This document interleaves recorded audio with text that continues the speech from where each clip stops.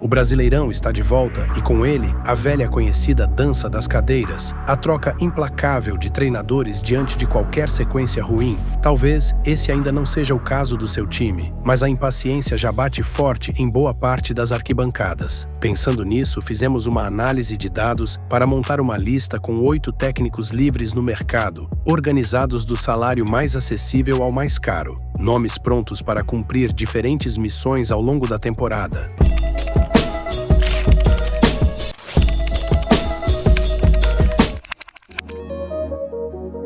Abrimos a lista com Vicente Sanches, treinador uruguaio de 46 anos que está livre no mercado após encerrar sua passagem pelo Cruz Azul no México. Poucos anos depois de pendurar as chuteiras, Vicente chegou ao clube como técnico do Sub-23 e assumiu a equipe principal após a saída de Martim Anselmi, atual treinador do Botafogo, que se transferiu para o Porto. Desde o início como interino, era visto pela diretoria como um nome inexperiente, e a busca por um substituto definitivo nunca chegou a ser interrompida. Dentro de campo, porém, a resposta foi imediata. Após um empate na estreia, o Cruz Azul emendou 5 vitórias consecutivas, apresentando clara evolução defensiva e principalmente ofensiva, 15 gols marcados e apenas 4 sofridos nesse recorte. O desempenho fez a torcida abraçar o treinador e pressionar pela sua permanência. Mesmo após uma derrota para o Tigres, a equipe retomou rapidamente o bom nível e alcançou uma impressionante sequência de 19 jogos de invencibilidade. A única outra derrota sob seu comando ocorreu quando escalou um time reserva, poupando os titulares para a final da Conca Champions, vencida com uma goleada por 5-0 sobre o Vancouver Whitecaps. No total, Vicente comandou o Cruz Azul em 28 partidas, com 18 vitórias, 8 empates e apenas 2 derrotas. Ainda assim, a diretoria optou pela contratação de Nicolás Larcamón e decidiu devolvê-lo ao Sub-23. Insatisfeito, Vicente rescindiu o contrato. Segundo a imprensa mexicana, seu salário girava em torno de R$200 mil por mês. É verdade que Vicente Sanches ainda não tem um currículo longevo e, no Brasil, seria tratado como uma aposta. Mas entre os treinadores disponíveis no mercado com baixo custo, é difícil encontrar alguém com números tão impressionantes quanto os dele.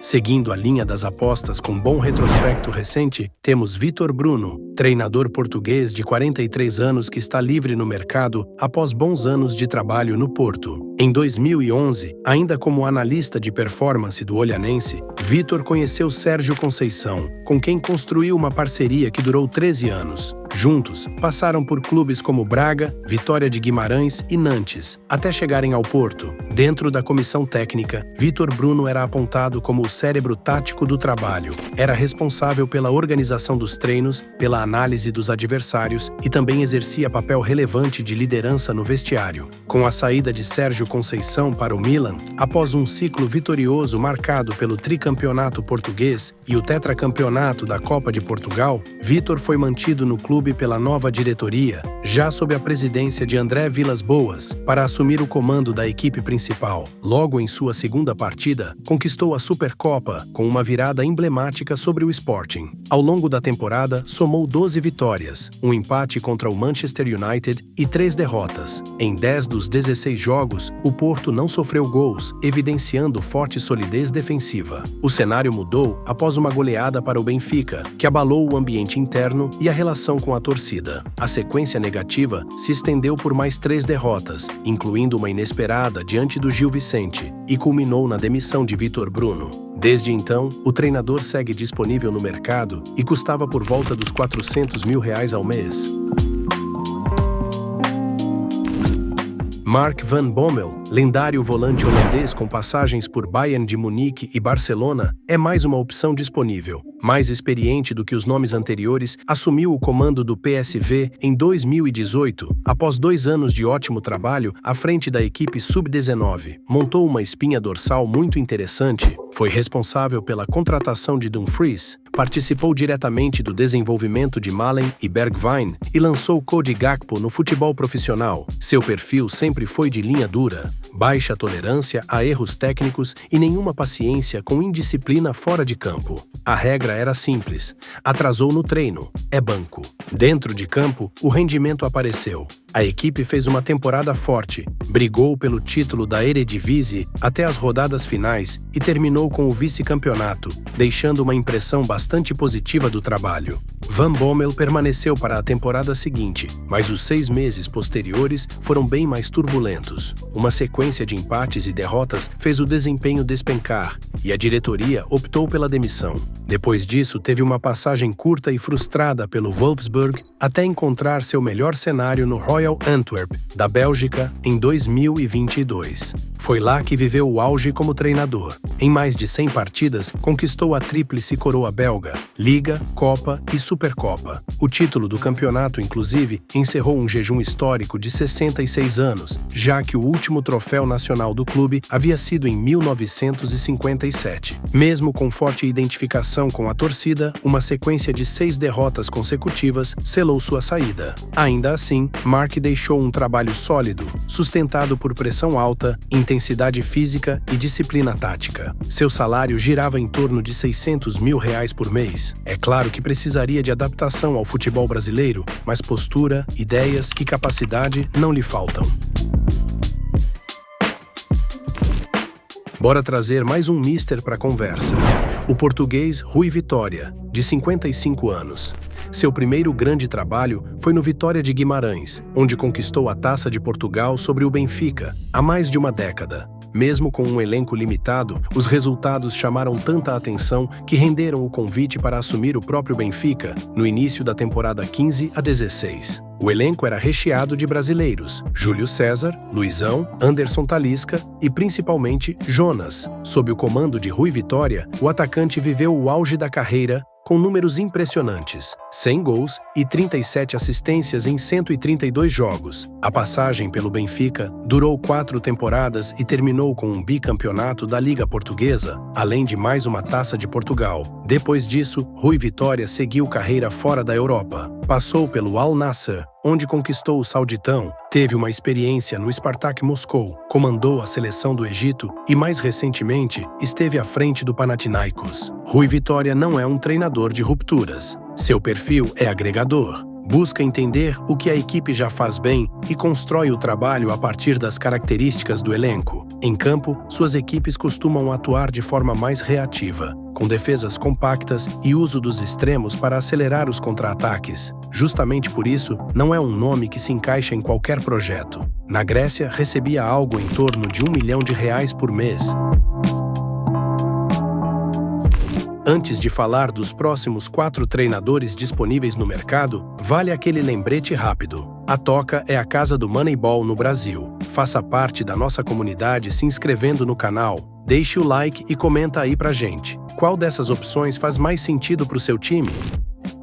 Mais um nome que construiu uma bela carreira dentro de campo, seja pela seleção argentina ou pelos grandes clubes que defendeu, e que hoje veste terno e gravata à beira do campo, é Martin de Michelis. Foi no Bayern de Munique que viveu o auge como jogador e também iniciou sua trajetória como treinador. Primeiro comandou o Sub-19 e depois assumiu o Bayern 2, equipe que à época disputava uma espécie de 4ª divisão do futebol alemão. Ali, construiu um time baseado na posse de bola, priorizando os jovens mais técnicos do elenco para dar fluidez ao jogo ofensivo. Defensivamente, a equipe se destacava pela compactação, intensidade e postura proativa. O trabalho chamou a atenção do River Plate, que o escolheu para substituir Marcelo Gallardo, maior referência recente do clube, no início de 23. De Michelis iniciou bem, buscando equilibrar conceitos do futebol alemão com o tradicional DNA argentino. O primeiro ano teve altos e baixos. Sofreu uma goleada para o Fluminense na fase de grupos da Libertadores e caiu nos pênaltis contra o Internacional. Em contrapartida, conquistou a Supercopa Argentina e venceu as 2 fases do Campeonato Nacional.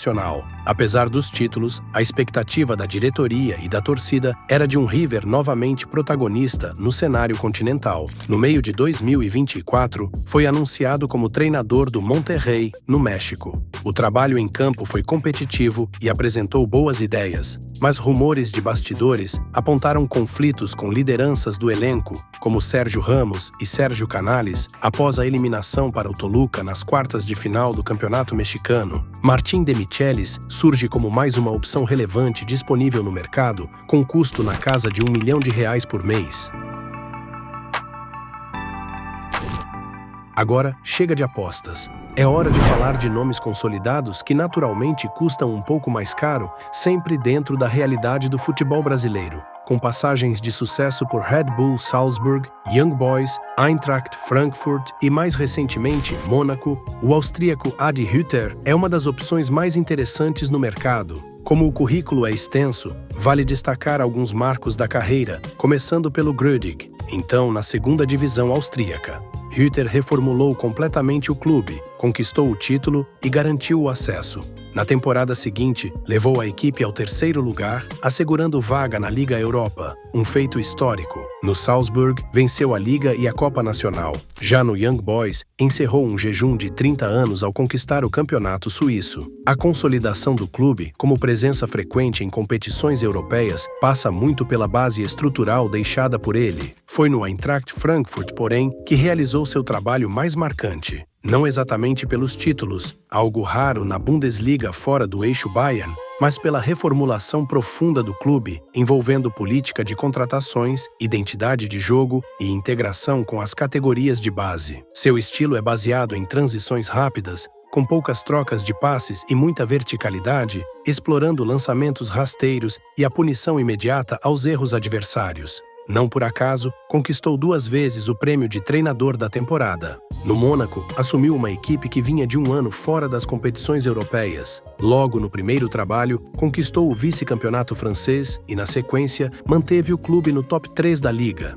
Ainda assim, a diretoria optou pela demissão quando o desempenho começou a cair no início da temporada passada. Sem dúvidas, Adi Hütter exigiria adaptação. Mas com o ano apenas começando e a tradicional dança das cadeiras do Brasileirão logo ali, é um nome que merece estar no radar. Tenho certeza de que esse nome enfurece corintianos e desanima qualquer flamenguista. Vitor Pereira, o português que deixou o timão para assumir o Flamengo, embalado pela famosa história da sogra, trairagem que inclusive já detalhamos em um vídeo recente disponível na descrição. A personalidade de Vitor é no mínimo controversa, mas deixando isso de lado e focando no que entrega em campo, é impossível ignorar que, apesar da temporada desastrosa do Wolverhampton, seu trabalho já é bastante conhecido no Brasil. Justamente por não ser novidade, o currículo dispensa rodeios. Bicampeão português pelo Porto, campeão grego com o Olympiacos e multicampeão na China pelo Shanghai Port. Quem acompanhou sua passagem pelo Corinthians sabe que se trata de um treinador competente e adaptável a contextos complexos. Eliminou o Boca Juniors na Bombonera, levou o clube à final da Copa do Brasil e terminou o Brasileirão na 4ª colocação. Tudo isso com Robson Bambu, Raul Gustavo e João Victor formando a zaga e Duqueiroz como primeiro volante. No Flamengo, o cenário foi oposto. A passagem durou apenas 4 meses e terminou após uma goleada do Fluminense, em um desempenho que escancarou a falta de sintonia com elenco, diretoria e ambiente. Depois disso, passou brevemente pelo Al-Shabaab até assumir uma missão clara: salvar os Wolves do rebaixamento na temporada passada. Objetivo cumprido, com direito à breja para comemorar as vitórias ao lado da galera. O problema é que a lua de mel durou pouco. Na temporada seguinte, os Wolves afundaram. Apenas 3 pontos em 10 jogos, uma das piores largadas da história recente da Premier League. O rebaixamento precoce tornou sua demissão inevitável e hoje, Vitor Pereira está livre no mercado.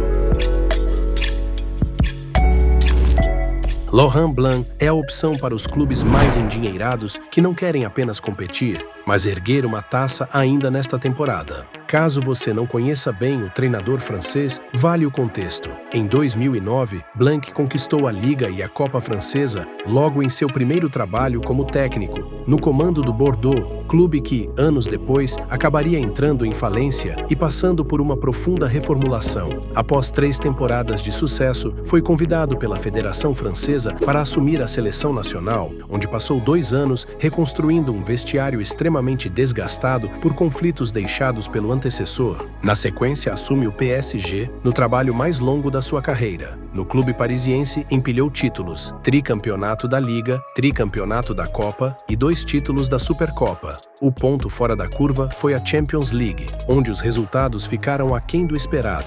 E em Paris, isso costuma pesar mais do que qualquer hegemonia doméstica. Após deixar o clube, Blanc passou quase 4 anos afastado, até retornar em 2020, no Al Rayyan. Depois, teve uma passagem curta pelo Olympique Lyonnais antes de assumir seu trabalho mais recente, o Al Ittihad, onde conquistou o Sauditão, liderando um elenco estrelado que tinha Benzema como principal referência. Em documentários, entrevistas e reportagens, Laurent Blanc é frequentemente descrito como um treinador inteligente, disciplinador e rigoroso, com grande capacidade de gerenciar estrelas e alinhar egos aos objetivos esportivos do clube. Na Arábia Saudita, recebia um salário astronômico, cerca de 6 milhões de reais por mês na conversão atual. Hoje, porém, Blanc não é um nome prioritário no radar dos grandes clubes europeus, e são poucos os mercados capazes de sustentar esse patamar salarial.